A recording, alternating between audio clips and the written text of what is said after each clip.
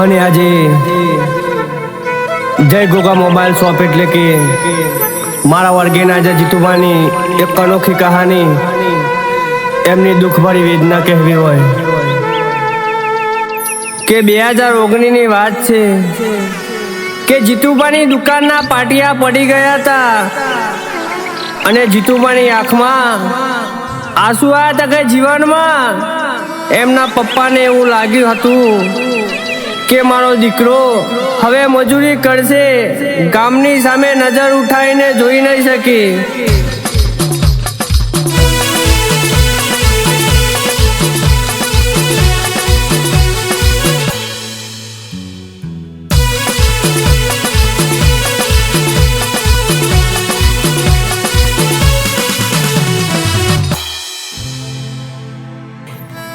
એક દિવસ એવો બન્યો કે ઘરમાં મરચું ને રોટલો ખાવા બેઠા હતા. જીતુભાઈ એમના મમ્મી પપ્પાની સામે જોતા હતા. જોતા જોતા આંખમાંથી આંસુ આવી ગયા અને એમની માતાને ઓરતો કર્યો કે હે માં, મારી વેરા નહીં બદલાય તો આખી જિંદગી મજૂરી કરવી પડશે એવો ઓરતો કર્યો છે. અને 3 વર્ષ જીતુભાઈએ કંપનીમાં નોકરી કરી અને જીતુભાઈના સંબંધની વાત આવી માં.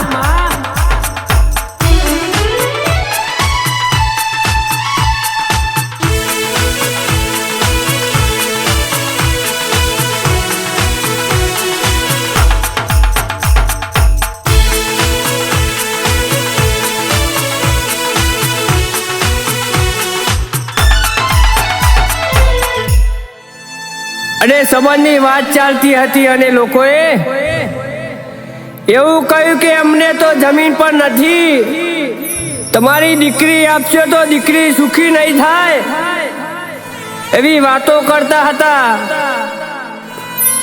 અને લોકોએ એમનો સંબંધ તોડી નાખ્યો મારા બાપની માલિપા.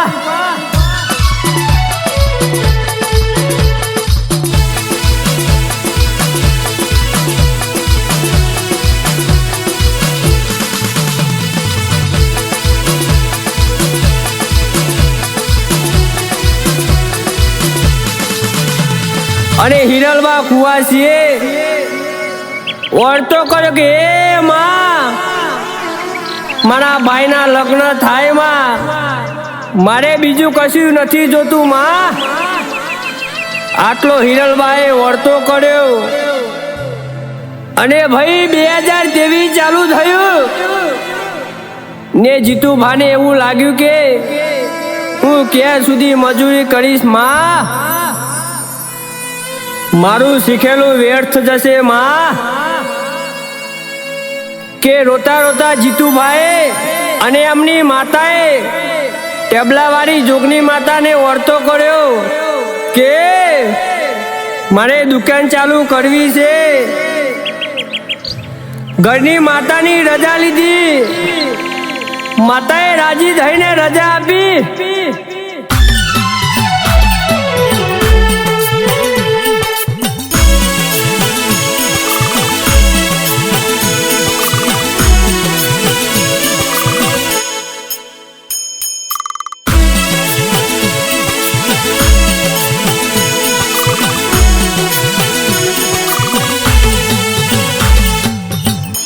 અને હોબળવા જેવી વાત છે,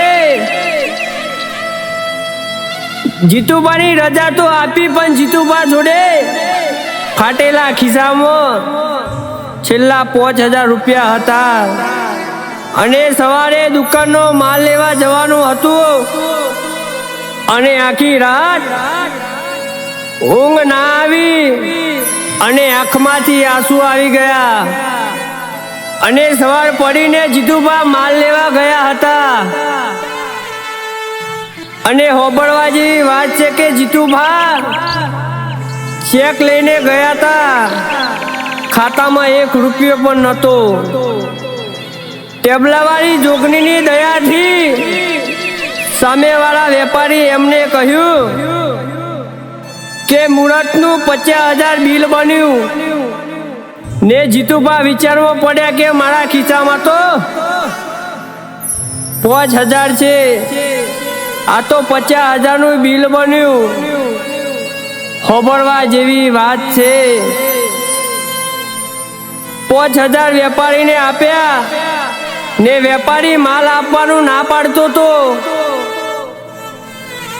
જીતુભાઈ ઓળતો કર્યો કે હે માં, મારી આબરૂ જાય છે. મારી આંખમાં આંસુ આયા. વેપારીએ કશું કહ્યું નહીં, ચૂપચાપ માલ આપ્યો. કે બીજા પૈસા 3 મહિને આપજે એવું કહ્યું માલીબા. આ તો ટેબલા વાળી જોગણી માતાએ પડચ્યો આપ્યો અને આજે આબલે અડાડ્યા. આ તો ટેબલા વાળી જોગણી અને ખેતરવાળા ઘોઘાએ અડાડ્યા. અને 2024માં જય ઘોઘા મોબાઈલ શોપનો આખા ગુજરાતમાં નોમો રાખ્યો માં.